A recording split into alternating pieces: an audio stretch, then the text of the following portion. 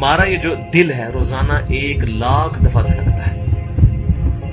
1,00,000 دفعہ ہر انسان کا دل دھڑکتا ہے، اور 1,00,000 دفعہ دھڑکنے سے 10,000 لیٹر خون ہماری شریانوں میں ٹریول کرتا ہے روزانہ. اور ہماری شریانیں جو ہیں، وینز جو ہیں، ان کو اگر جوڑا جائے تو 1,00,000 کلومیٹر بنتی ہیں. 2.5 چکر پوری زمین کے بن جائیں ہر انسان کی شریانیں اگر جوڑی جائیں. ان ساری شریانوں میں جو خون ٹریول کرتا ہے دل کے ذریعے، کیا یہ خود بخود ہو رہا ہے؟ پھر اس کے بعد اس چیز کے اوپر غور کریں کہ ہمارے جو گردے ہیں روزانہ 25 دفعہ ڈائلیسس کرتے ہیں. ایک ڈائلیسس کی قیمت مارکیٹ میں تقریباً 3,500-4,000 روپے ہے. 4,000 کو آپ 25 سے ضرب دیں، 1,00,000 روپے کا کام ہمارے گردے مفت روزانہ کر رہے ہیں بغیر کسی تکلیف کے. ڈائلیسس کروانے کے لیے تو ٹائم دینا پڑتا ہے، تکلیف کاٹنی پڑتی ہے. یہ ہمارے گردے خود بخود چل رہے ہیں. کیا زمین و آسمان کی ساری مخلوقات مل کے جس بندے کے گردے فیل ہو جائیں وہ گردے چلا سکتی ہیں دوبارہ؟ یا دل فیل ہو جائے تو دل چلا سکتی ہیں؟ یہ کوششیں ہوتی ہیں، بیٹری لگاتے ہیں، لیکن وہ کہتے ہیں کہ دل چل رہا ہے لیکن جان ختم ہو چکی ہے. اس طرح دل چلنے سے جان نہیں آ سکتی بیچ میں. پھر ہمارے پھیپڑے روزانہ 23,000 دفعہ سانس اندر کھینچتے ہیں، 23,000 دفعہ سانس باہر نکالتے ہیں.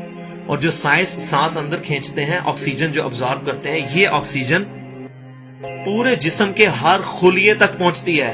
اور ہمارے جسم میں خلیوں کی تعداد کوئی ہزاروں میں لاکھوں میں نہیں ہے.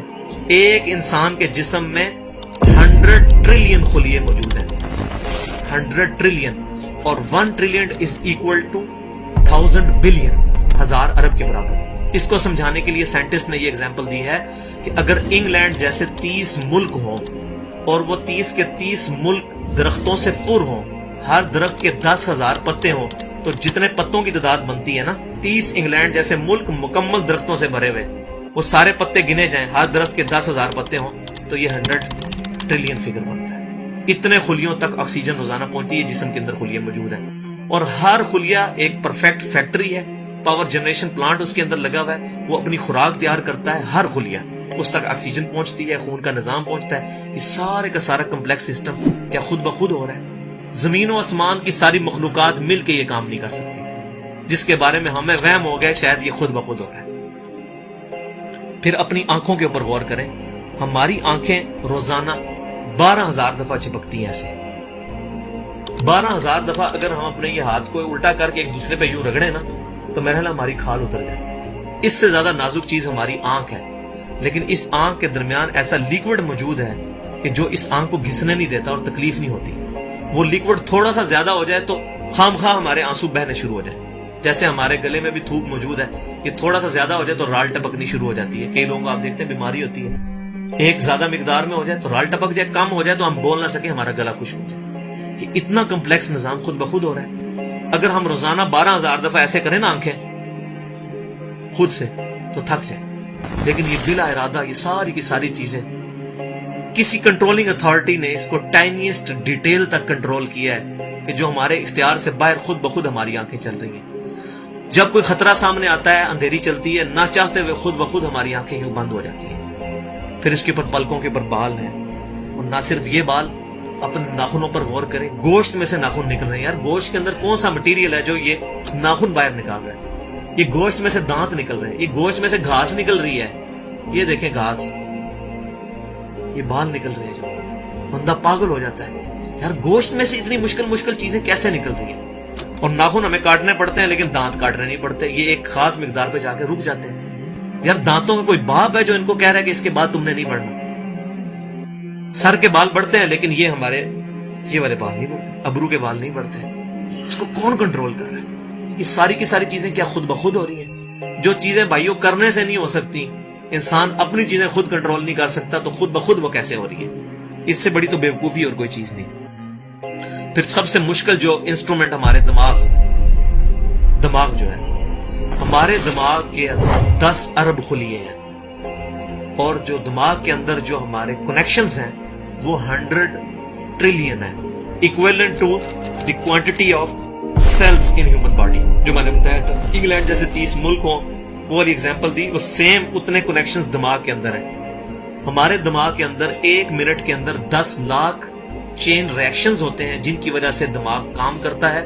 ایک کنیکشن بھی ان 100 ٹریلین کنیکشن میں سے ڈسٹرب ہو جائے ہمارا دماغ کام نہیں کر سکتا.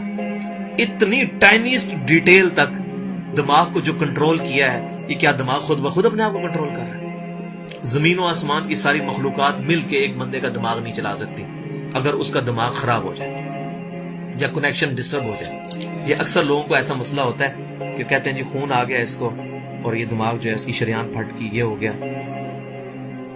تو یہ جو 10 لاکھ پر منٹ ریئیکشنز ہو رہے ہیں, ان کی وجہ سے ہمارے پورے جسم کا جو نظام چل رہا ہے, ہمارے سونگنے کی حص, ہمارے چکھنے کی حص, ہماری دیکھنے کی حص, باقی سارے نروز کا سسٹم جو ہے یہ دماغ کنٹرول کرتا ہے انہی ریئیکشنز کے تھرو. پھر انسان اپنی ریپروڈکشن پر غور کرے کہ انسان پیدا کس سے ہوا ہے؟ منی کے ایک قطرے سے.